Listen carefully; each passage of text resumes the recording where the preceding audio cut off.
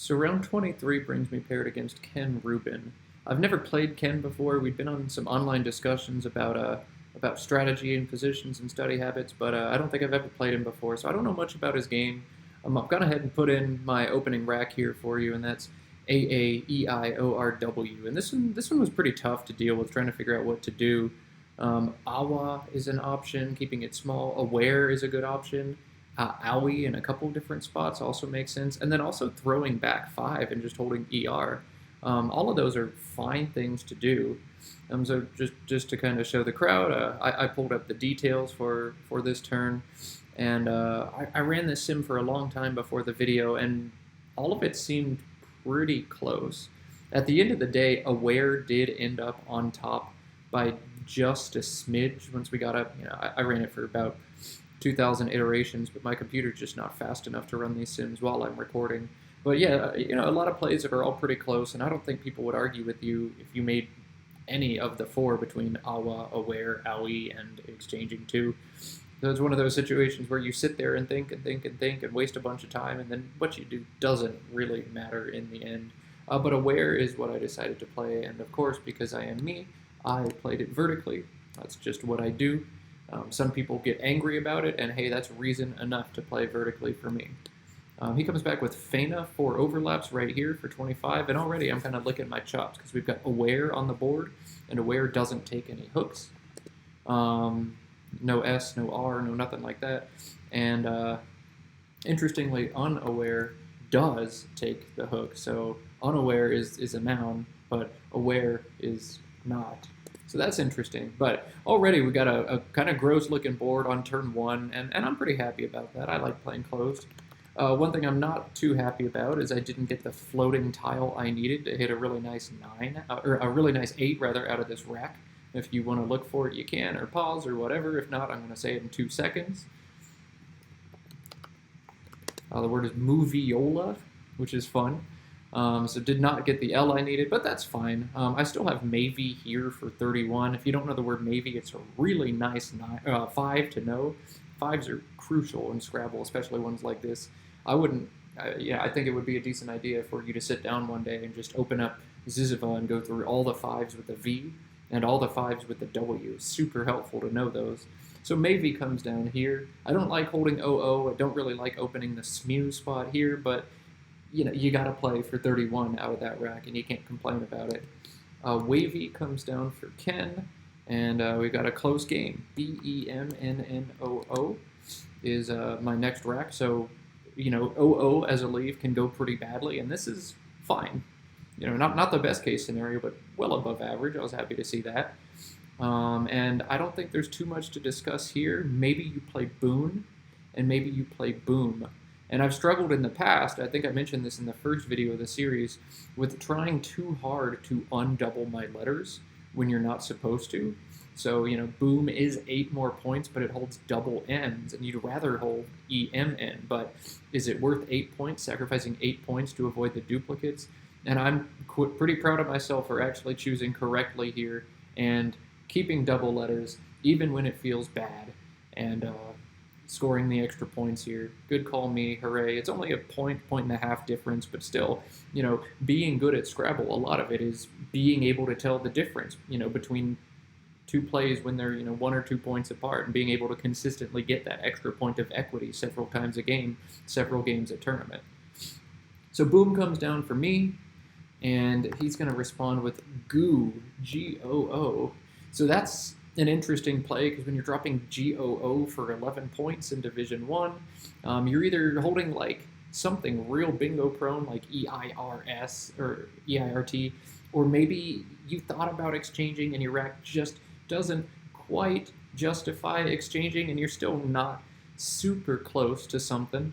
I thought probably the latter. He was closer to bingoing, but then he also did close most of the lines, and as long as I can make the M go away, he's really only got the I column left to bingo in. My rack made my play really interesting, though, EEHNNX, and then I pick up the first blank of the game, which is nice. And I don't really know what to do if I think he's fishing. I don't want to leave that triple open, but there's one play that stands out here more than anything else, and that's Hexzone, you can see statically it's already 7 points ahead of the next option by valuation. It does give back easy 80-point bingos. If he's got anything that can underlap the E, he's going to bingo for a lot. I'm not super worried about bingos down to the H or triples through the H in the 7th spot. That'd be crazy paranoid if you did. And so Hexzone, I think, is just a play you have to make here. I don't think you want to play Exxon.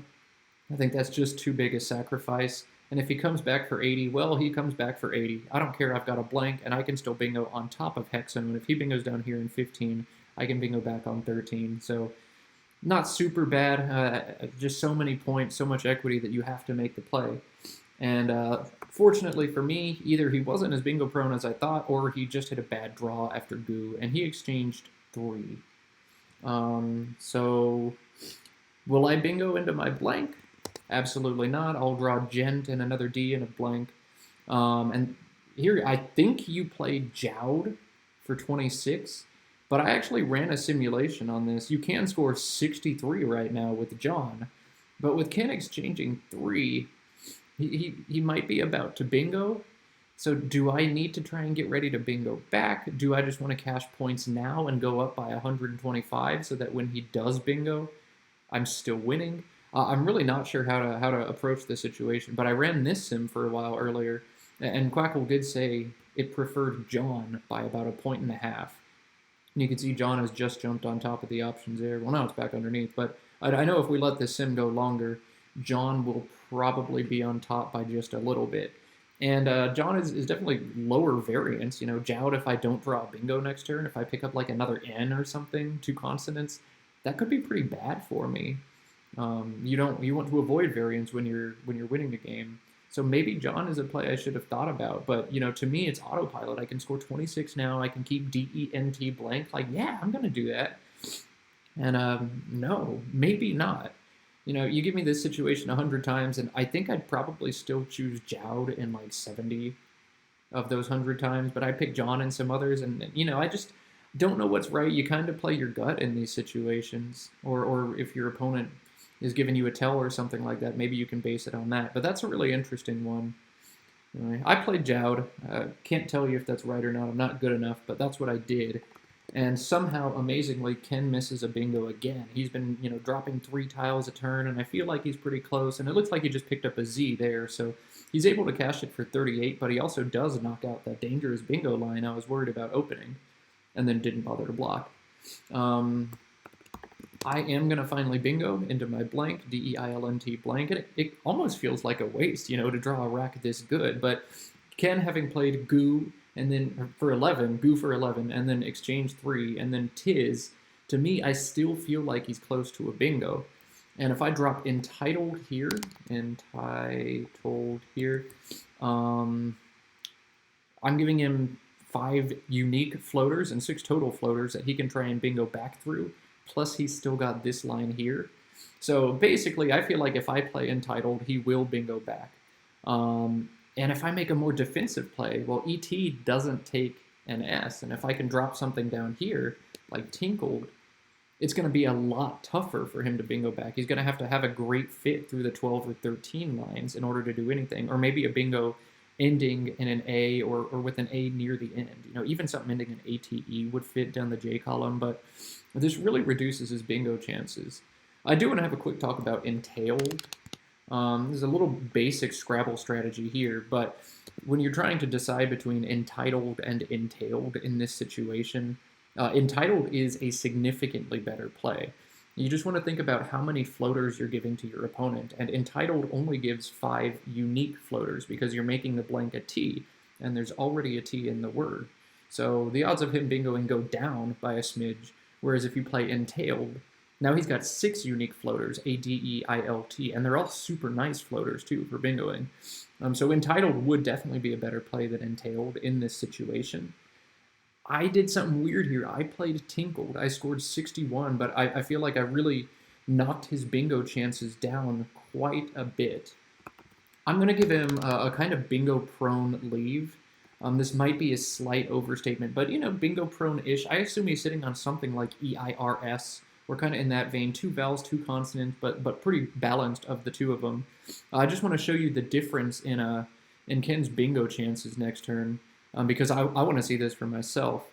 But you can see after entitled, throwing all those floaters out there, Ken bingo's about 65% of the time, with good stuff on his rack, obviously, EIRS.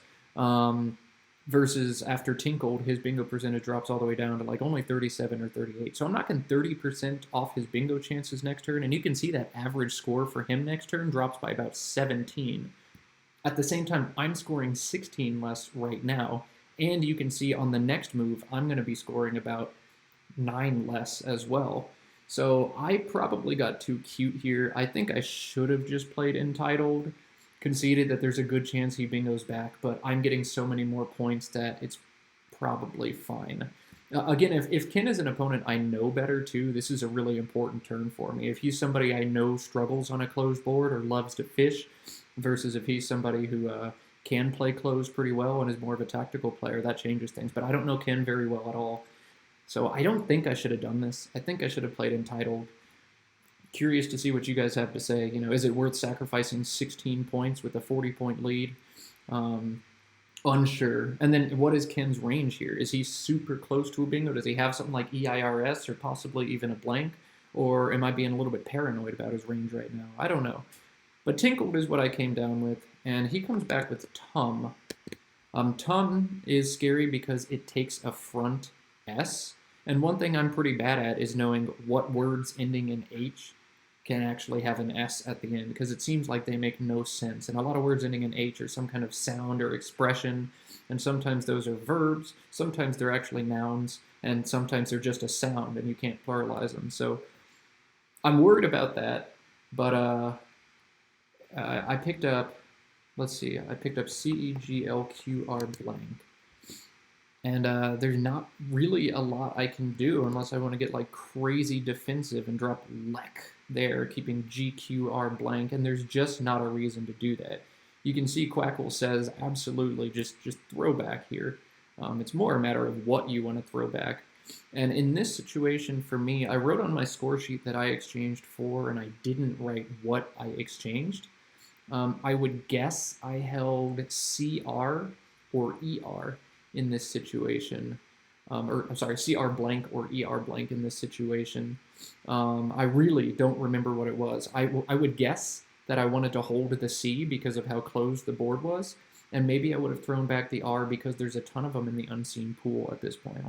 4 instead of the expected 3 at this point, not really a ton. But I don't know what I did. I know I threw back 4. I know the S is going to be important right now, but then also if he's playing tum like that, there's a good chance he's got an S right now, and he's trying to set it up. So I don't know what I did, but I feel okay about throwing 1 more back. Maybe even in hindsight, I'd throw 2 more back, though that might be crazy. I think I held CR blank. That sounds like me. Or CE blank. CR blank sounds like me. So that's what I think I did. And Ken is going to drop PAHS right here. I held the play for a while, but I mean, I just said I struggle with what words ending in H take an S. I should know the 3s. I should know what 3-letter words take an S by now. I'm a friggin' 1950 player or something like that. Right now I'm over 2000. What a joke. I held the play for a while and figured I shouldn't challenge right now. I'm already the overdog. If I lose a turn, that could be bad. So I let it go, and that's sad. So I let a 54-point phony go, and a phony 4. Even worse, a phony 3 to make 4. And it's a 3 to make 4 on both sides, front hook and back hook. Like, I need to know that stuff. It's pathetic. It's truly pathetic. Another pathetic thing, apparently, is my annotation skills. I don't know what I had this turn. I forgot to write down the rack. I know that I ended up playing unmew, and I'm pretty sure I held CR blank, but I don't know what else I held. Part of me feels like I actually might have had a bingo, but like a very low scoring one, something like Relucent, that opens a triple-triple, and I just kind of decided not to do it. But I can't remember exactly what I had, which is sad, and I'm sorry. This is the second time in 2 games I've done that, but what can you do? I promised you guys I'd make some videos. So something else terrible is going to happen to me this time. He's going to drop Duddy right here. Duddie. I have never seen this word before. I have no idea if it's good or not. In fact, I said hold for quite a while on this play. But what's even scarier is I'm the overdog. I want to control the board. The board is very closed. Does this word take an R? Does it take an S? Does it take an R and an S? Or is it one of those weird standalone sixes that just doesn't have any back hooks at all? I literally have no idea, and that sucks. So it's a great play by Ken, really smart idea. He didn't bait me into challenging it, although it is a valid word. But luckily for me, I'm just such a luck box that I've picked up the second blank despite the horrible blunder I just had, and I'm going to bingo again. And I've got a bunch of choices for what to do. But I get to decide, like, do I want to try a bingo with Duddier right now? And I thought about it, and I decided, you know what, I can't, because if Duddier is invalid and he knows that, and he drops a block here, I'm not going to get to bingo next turn, so I should just play something now. And fortunately, I have a C, so I'm able to put it at the front of my word and kind of block off the top quadrant, at least short term. And so that's what I decided to do. I came down with crinkled, and you can play crinkled here, or you can play it over here. There are advantages to both, I feel like. Crinkled here gets rid of any potential Ada or Eth bingos that he would ever have. Crinkled here scores a little bit more, and I feel like plays through the R are maybe not as bad as plays from the R. From the R opens 3 floaters. So I don't know. It's tough. I really couldn't tell you what's right. Although in hindsight, given the way I played this game, I think I should have played it over here just to make sure ATE bingos don't come down and the likes of that. But I didn't. Over the board, I played it here. I grabbed the 2 extra points, and Ken does me a solid, and he actually makes the Duddier or Duddies hook a lot less important because he plays Greek there, so it's not possible to bingo down to the back of Duddy. But it's still really far in my head. And honestly, I don't know why, because J, X, and Z are all gone, so I don't have to worry about like jest or just. I don't have to worry about zest. I don't have to worry about X, Y, S, T. There's just not a lot for me to worry about in that spot. And yet I'm still super fixated on it.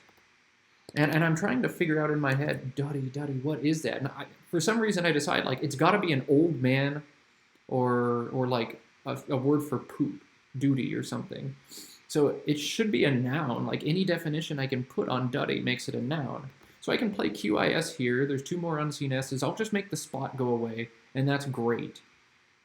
But what am I thinking? I have QI right here for 36, holding EILRS. My opponent is losing. He's going to be trying to open the board. Like, just score 36. Nothing bad can hurt you in the 01 spot, or the 012 spot, I mean. Why did I do this? I really don't know. And I think that's just mental fatigue on day 4 of a Nationals. So I come down with QIS. I put a hook on a word I don't know, and Ken rightly challenges it off. So good for him. That's a terrible blunder by me. It's not a mistake I should be making, not a risk I should be taking at this point in the game, especially when there just aren't threats there. Stupid. But that's what I did. And then Ken's going to start making some really nice plays. He needs a bingo to get into the game. And so he's going to sneakily open a little bingo line over here with GO. And now I'm left with a choice, right? Do I play something like Ryle and address the spot? Or do I just get my 36 points for QI? And I don't think you can pass up EILRS, scoring 36, keeping really well. So I score QI, and if he bingos, and I'm probably still ahead. Or at least it's a tie game, and it's my turn. I'm sorry, I got a dog over here licking my plate. So I score the points, and for like the 18th time this game, I'm going to get lucky. Ken's not going to draw a bingo again. Somehow I've drawn 2 and he's drawn none. That's what happens when you get both the blanks. And Ken's going to come down with OY right here for 21.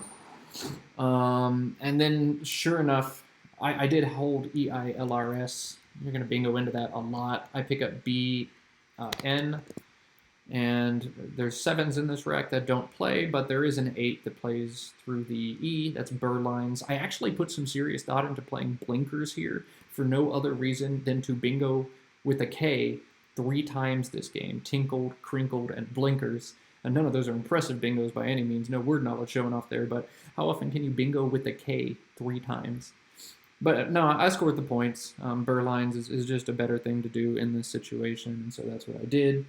As fun as the other way would have been. And then Ken, again, just making some really nice plays. He plays AR right here to create another bingo line to try and get back in the game. ACHIPTU is my draw. And I'm going to miss some plays like Haptic here, or it's Anagram, which I didn't know, Batic. Those would be some nice plays, scoring a ton of points, addressing the line really well. Of course, I missed those. I'm going to play CAPH here for 32 just to kind of make one spot go away. That spot's definitely easier to hit with the unseen pool in mind.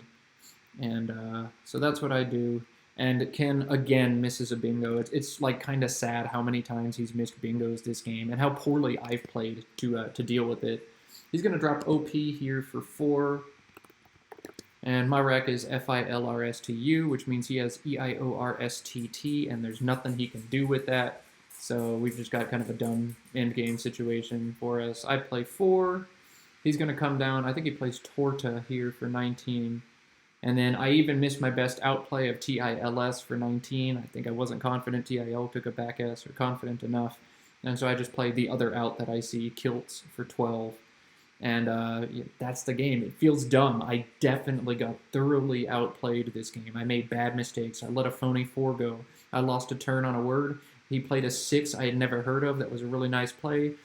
I just got both the blanks, got 3 bingos to his none, and that's how Scrabble is. Play like crap and win by 190 against someone who's definitely better than you at the moment.